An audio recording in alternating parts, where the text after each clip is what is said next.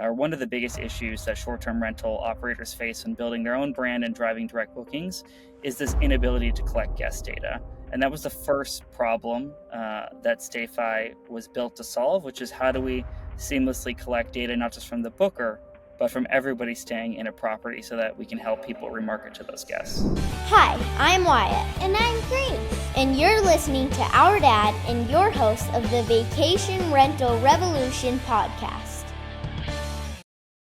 What's up, guys? Welcome to another episode of the Vacation Rental Revolution podcast. I'm your host, Sean Moore, and I've got a really exciting guest and a little bit of an abnormal guest. You guys know that listen to me on a regular basis that we almost exclusively have short-term rental investors come on and join us. We don't have a lot of other outside, software tools or anything else coming on, but I'm a big fan of this, this company and this guest. We've got Mr. Arthur Colker joining us, CEO and founder of StayFi.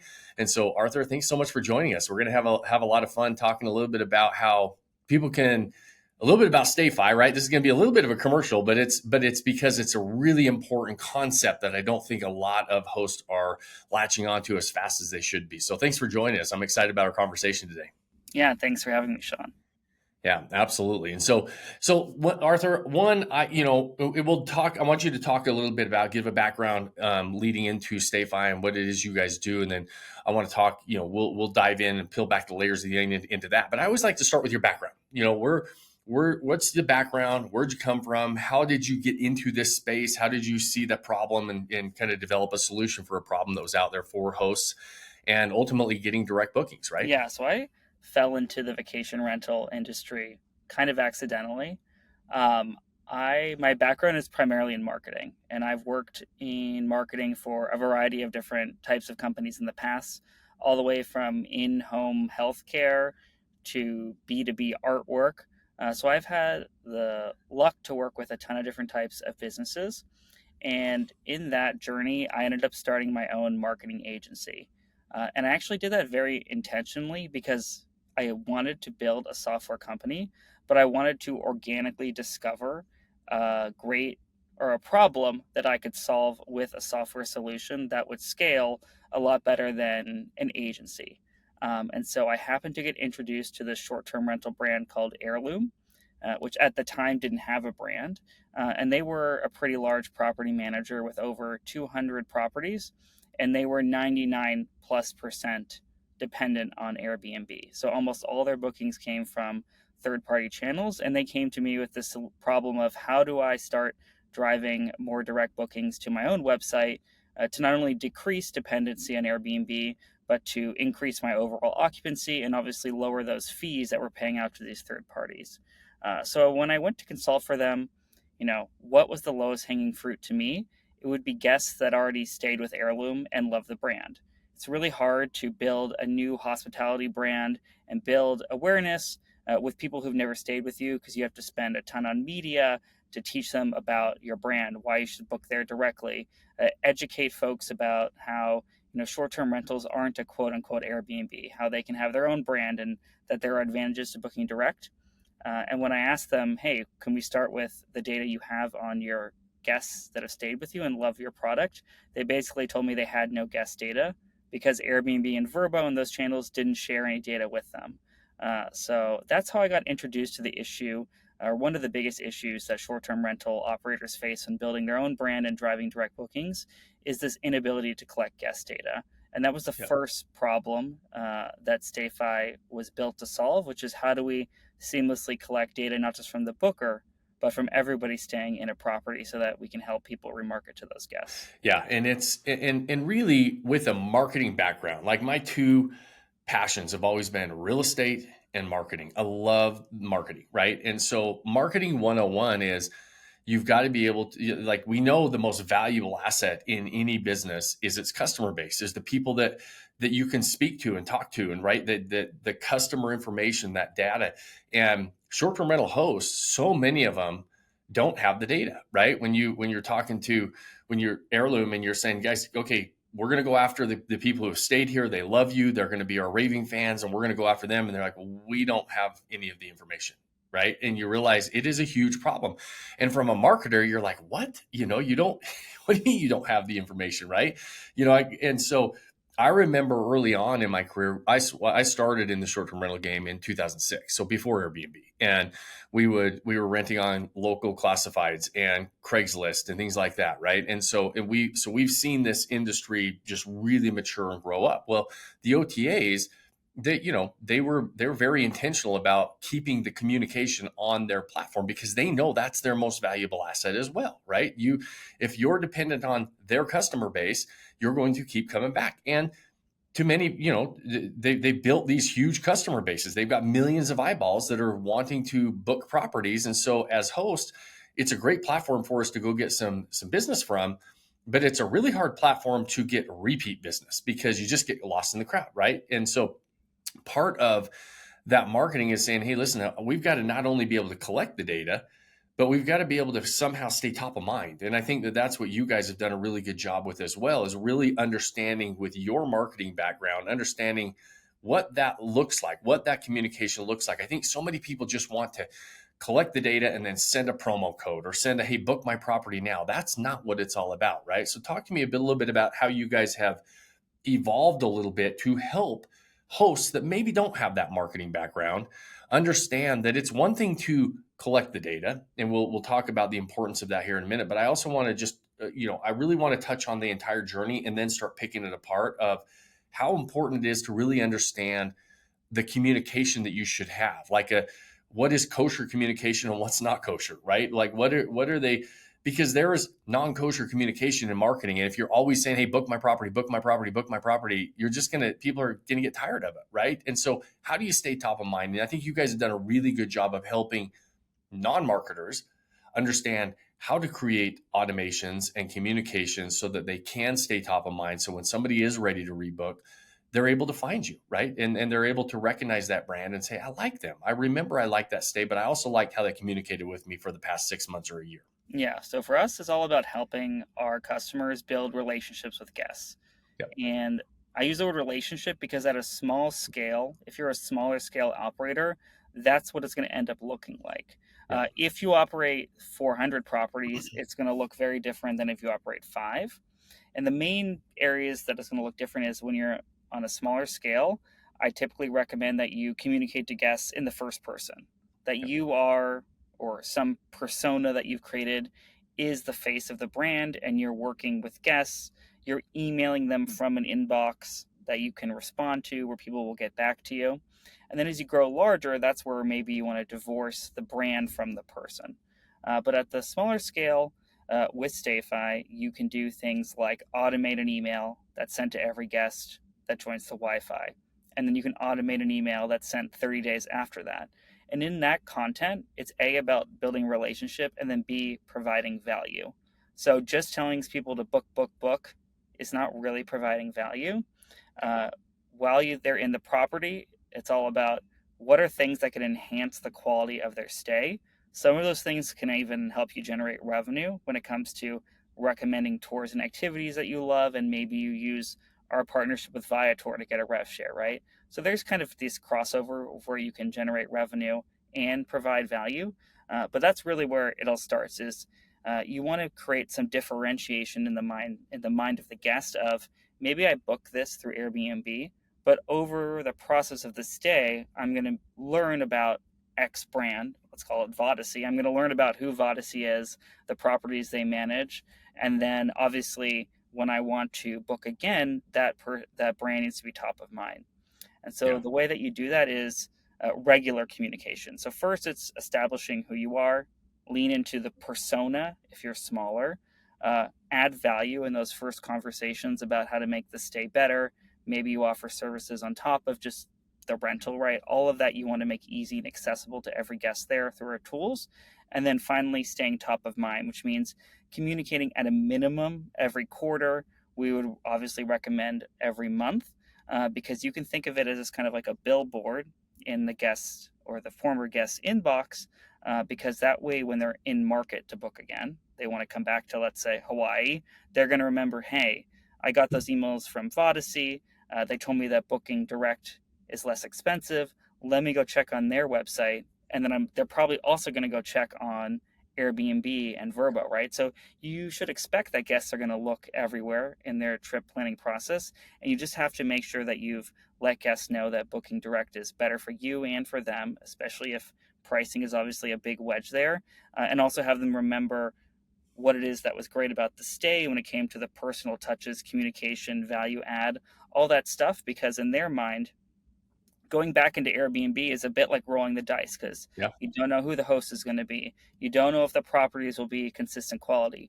But once you've established and taken away those risks from the guest, you can really lean into what those like extra value add things with booking direct are going to be. Yeah, totally agree. And I think the term that you started off with, and the key is you're building a relationship with the communication, right? And it's all about that relationship. And the better you do at adding value, the more somebody is going to value that relationship, right? And we have what we call an indoctrination campaign, then we have a top of mind campaign. And the indoctrination is all about, hey, you're either going or you're there.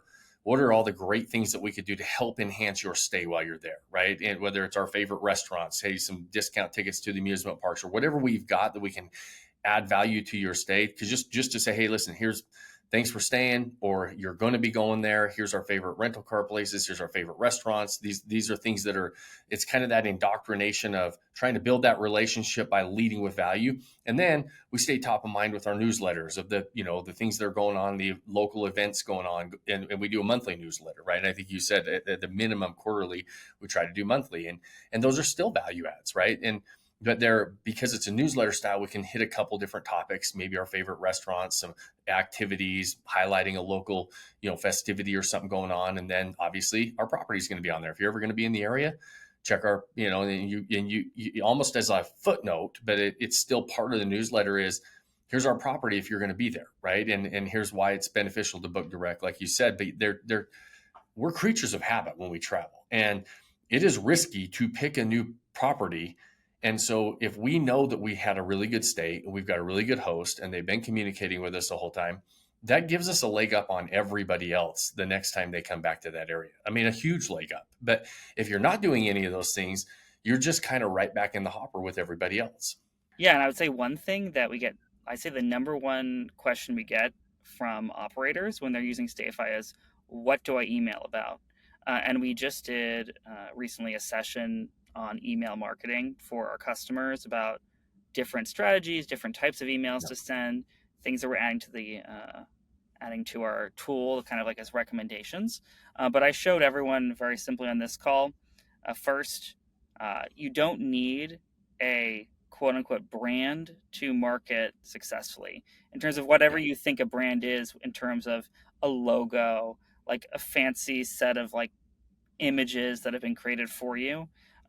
One of the most successful types of emails to send through our tool or any other email marketing tool is a plain text email, which I think you guys send a lot for your own like Vodacy program, because those don't get shoved in the promotion folder that most people have when they have Gmail. They'll typically go in the main inbox. So I showed on this particular example of, hey, I want to write an email welcoming my guests to the property, and I actually just pulled up ChatGPT. I put in a URL to a website saying, hey, I'm this brand. Here's my website. Here's my booking properties. I use StayFi, and I want to write a welcome email to tell guests about like my favorite things to do in Charleston and to book again using this code. And it just wrote this wonderful text email that I made these minor edits to and pasted that in to be the first email. And then we did the same type of brainstorming with ChatGPT around, what are the top 20 events in Charleston every year, and it spit out 20 events all over the course of the year. So even if you, let's say, bought an investment property in an area you're not really familiar with, you can still use, I love ChatGPT, but some of these AI tools to help you generate content ideas. And that's kind of an unlock for folks who maybe have no idea what to email about. That can spit out 5-10 ideas right there for you to start marketing to people to make your life a lot easier. Right. It's so efficient. It's such an efficient use of time and super accurate. Like I've used ChatGPT on our newsletter to say, hey, what's going on in Cherry Log, Georgia in November? Like I specifically say the month that my newsletter is going out, and I find out these events that are happening that we can highlight. And we're very specific to the month even, right? And so it really gives you, I mean, it just takes all the, does all the research in a matter of seconds for you on the major events. And then we write about the ones we want to write about. Right. And so, and it's really, I think people overcomplicate. And I do think, to your point on brand, people think they have to have a bigger brand, and I actually argue the opposite of that. Is most people like to do business with other human beings, and your brand is simply your reputation. So what do you want your reputation to be? You want it to be, hey, this person is providing me a ton of value, this person is really knowledgeable about that area. Like that's your brand. Your brand is not your logo. Your logo is how somebody associates whatever you're doing, but your brand can just be you, right? Or your name or your property name, whatever it is. It doesn't have to be some fancy brand. And I do think that a lot of times we try to lean and look smaller than we actually are, not bigger than we are, because people know, like, and trust other people, and they're a little bit skeptical of, big corporations or brands because they don't know who the face is behind that many times. Yeah, I mean, I think when we look at direct booking websites, I find the most compelling ones often are those that feature, we're a family run business, or Yep. these are Yep. husband and wife are running the short term rental business, because that's the personal connection people want Yep. when it comes to short term rental. So I'm all into leaning into the personal brand and not being worried that you need to present yourself as this corporate, because even corporates in this space probably want to show themselves as short-term rentals. Even Airbnb Yeah. leans into that idea of like, we're a community of hosts, even though Yes. a host could Yeah. be 1,000, could be Vacasa, which is not really Yeah. a host, right? So Right. I definitely recommend people lean into that. Especially, it's actually easier because you don't have to develop a bunch of assets and Exactly. overcomplicate your life. The other types of marketing that we covered, which have a ton of success, is really aligning events with availability. And I think a lot of people, when you have maybe less than 10 properties, it's something to always think about, because you don't want to market properties for, let's say, July 4th when you Yeah. have no availability to Yep. book. Yep. But now, or something coming up, let's say, you know, August or July 4th, if you do have availability left and there are open nights and you are in like a drive to market, you shouldn't be afraid to lean into those kind of last minute availability type emails or even text marketing through StayFi. Because if you can target specific nights and fill those through email or text, you're going to, achieve really great ROI right up front, Mhm. because you're filling in nights that otherwise are not going booked, or maybe you need to cut prices to get booked through an OTA, which I know we want to avoid if possible. Yeah. Talk a little bit more about that. I think that's a really important point. We talk a lot about, we spend a lot of money on paid ads and paid marketing inside of our Odyssey group, right? And understand how to go out and we average an 8-to-1 ROAS, and on our direct, like, cold audience marketing on Facebook and Instagram, that's a really high ROAS. And but we're very specific on what and how and who we're marketing to based on our availability, because so many people just blanket market stuff, and to your point, they're advertising Destin, Florida in the month of July, and they're 100% occupied, and they don't have any availability, they don't have any inventory to sell, so they're marketing with an empty store, essentially, right? And so it's just wasted dollars. And so if I was going to still want to market, I'm going to start be targeting some of my shoulder months that I know are going to slow down, or some of those orphan times of the year that people are most likely not marketing. I'm going to go find out why somebody would want to come there and be very specific to our target, like to our audience, and to when and why they would want to come there. And I think that's why we average over 4 years over almost 1,000 properties in our collective Odyssey portfolio that we do paid marketing for. That's a pretty high return on ad spend. That's not one or two properties, right? And that being a marketer. But the reason is because of what you just mentioned, is being able to be very specific about when and who you're marketing to and when they're going to be coming in, and being intentional about, if you're booked, don't advertise for that, right? Know when you're booked, know when you're not, and don't go open up your doors to an empty store that nobody can buy. Totally. Because once someone comes to your website, searches, and doesn't get a result or doesn't see anything, it's probably going to make them less likely to come back because they got Yeah. that sense of disappointment. That's another thing we see a lot of success with our text marketing tool, is especially cancellations. And I've seen a lot of operators do this. If someone cancels next week, maybe they don't even, that guest doesn't even get their money back, right? Because maybe it was outside of the policy, but you still have these open nights that you can sell. That's where text marketing can be really Yeah. effective for that like last minute transactional sale. Again, knowing your market. If you're in Hawaii, a little harder to sell like a trip in 3 days because people have to fly there. But in the US, so many of the big vacation rental markets are drive to destinations. And if Yeah. that's your type of destination, last minute getaways are totally possible things that you can market. And that's texting is a great way because you're sending a very high value message. So that's what we kind of lean into or tell people is that email, you can send newsletters about general events or a new property that you launched that you want to feature, right? That you just added either as an owner or a property manager. Texting is really where you can push those like high value transactional, more like sale items where, hey, this property had a cancellation next weekend. Just reply or email me or whatever it is, or go to our website here to book it. And we have a lot of folks that once they get a few hundred people in their text marketing list, they'll see bookings come from those, and they'll get them filled right away, and they don't have to again go to an OTA and try to lower their price to get a last minute booking. Exactly.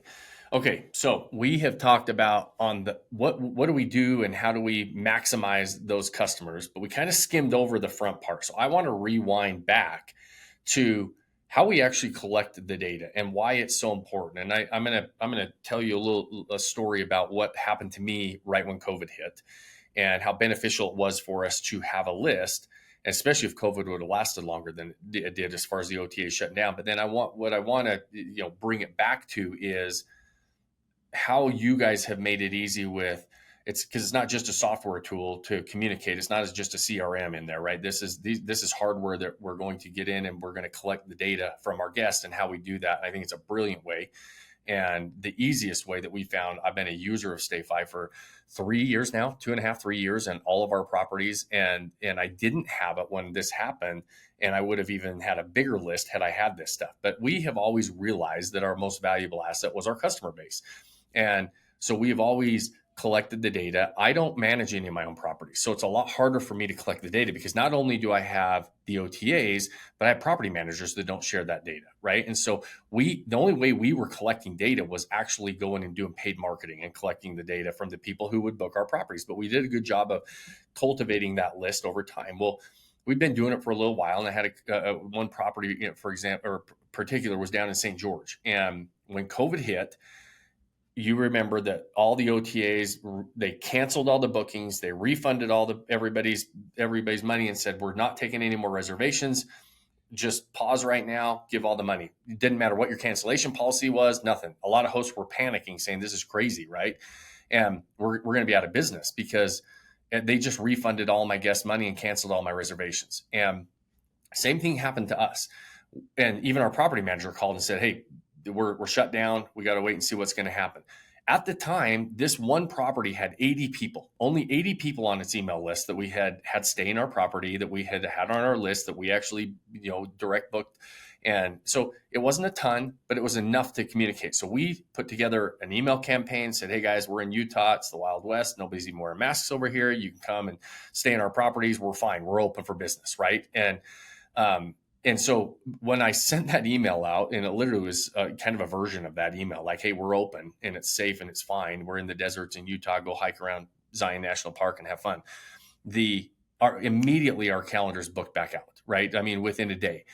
And everybody was panicking at the time, and everybody's like, hey, we need to do this, but you can't just go build a list overnight. We were able to do that because we had been building our list, right? Even though it was a small list, we were still building it. If that cancellation lasted, it was only about a 2-week period that people were dealing with that. It wasn't a long period of time. What if that would have lasted for months, right? A lot of people would have not missed house payments and things like that. It would have been a big deal. When they opened it back up, everything shot back up and everybody was kind of back in business. But the key was, holy crap, this was really saved us to be able to have this, right? And so now you guys have come around and made it really easy for us to collect the data. We talked about how we use the data and how we communicate, but talk to me about the way that you've made it so easy for the guest to give their data and want to give their data, but also for us as hosts to be able to collect that, and then we own it, and then we can use it how we want to do it. Yeah, so we have the same experience in a property that uses StayFi that you've encountered at an airport, a coffee shop, a hotel. When a guest joins the Wi-Fi in a property using StayFi, they will get what we call a captive portal or a splash page with your branding on it, where they have to enter in their information to get access to the internet. That typically would be name, email, phone number, and then permission to market to the guests, which we can have like pre-checked or required. You can also have them agree to other terms that you want every guest to agree to when they're in the property. Once they do that, we run a check to see if their email is real. And if it is real, we let them on the internet. If the email is not real, we have them enter a real email. Once they hit connect, they get taken to a second page in the Wi-Fi experience. So they first enter the information, then they get taken to a page we call the home page. The home page is like a link tree for your rental property. So on that page, you can basically display whatever links you'd want. Links to things like a guidebook to book this property again, a link to one of our partners to do upsells like Viator or the Hostco, or to another upsell portal like Mount or Minoan or your own concierge service, right? So you can present on one page to every single guest when they log into the Wi-Fi. All these different upsell opportunities are just property information. And that way, we're introducing first your brand to every guest when they log on, collecting their information and giving them useful information after they log in. And that way, roughly we'll collect 80 to 90% of all your guests' emails. So if you have 10 guests staying in your property, we'll get 8 to 9. And that's the big difference between some other tools where maybe you collect just the bookers, because while the booker email is great, we want to make sure we collect all adults' emails. And with vacation rentals, it could be even 20, 30 people staying in a property at one time. Once we collect that data, it's available in our email marketing tool. But also, if you love another email marketing tool like MailChimp, we also integrate with those. So you don't have to use our email tool. You can also integrate with other third-party tools if those are ones you're more familiar with. Yeah, and it's awesome. And I think everybody, those of you listening, if you've ever logged in, like Arthur said, at a coffee shop, an airport, a hotel, it looks almost just like that, right? It's the one page that pops up and says, put your information in to connect to the internet.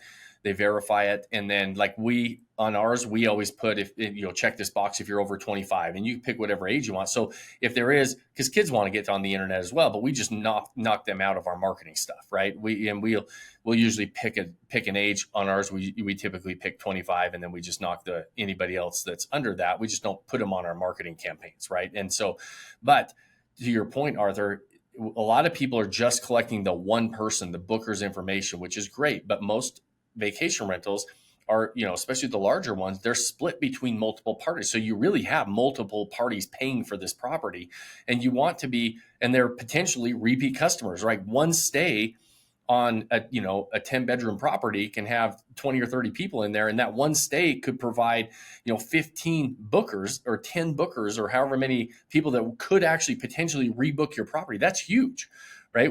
Especially when you have multiple and you're able to collect that data. And we've had that happen multiple times now. The most recent one was a month ago. We had a girls' trip that happened almost a year ago, and we had StayFi in this property. It was in Georgia, and it was a girls' trip. There were 6 women that were there. So we got all of their information, and we've been on the marketing campaign. Well, a month ago, one of the ladies was not the booker, emailed us back and said, hey, we stayed here. She reminded me, it was under this person. I was one of the guests. I've been getting your stuff. I want to bring my family back. And so we've got a repeat customer coming back from that. And I would have never, without like StayFi, I would have never been able to, even if I was doing a good job of collecting all my guests, the bookers information, I would have never been able to get her back. Right. And so that's a good example of, and it was almost a year ago, it was 8.5 months ago. And she went before she rebooked, and she was a guest on that girls' trip. Yeah. I mean, we see that all the time, and we look at the data. We see, more than half of the repeat bookings that we can track are from non-booking, not from the original booking guest, but one of the other ancillary guests that stayed there. So they're like a key part of any marketing strategy. Also, they may refer other people to your brand. That's a huge channel. It's harder to track, right? So we see that all the time. Someone books this trip to New Orleans, then they tell their friend, hey, we stayed with X brand. We had a great experience, right? So it's not just about even the immediate people that you collect data from.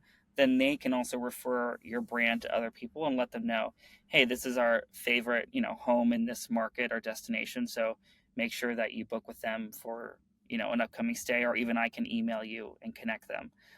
The other thing is, if you're investing in any other, I call it like in-home technology. Let's say you're paying for a Yeah. guidebook.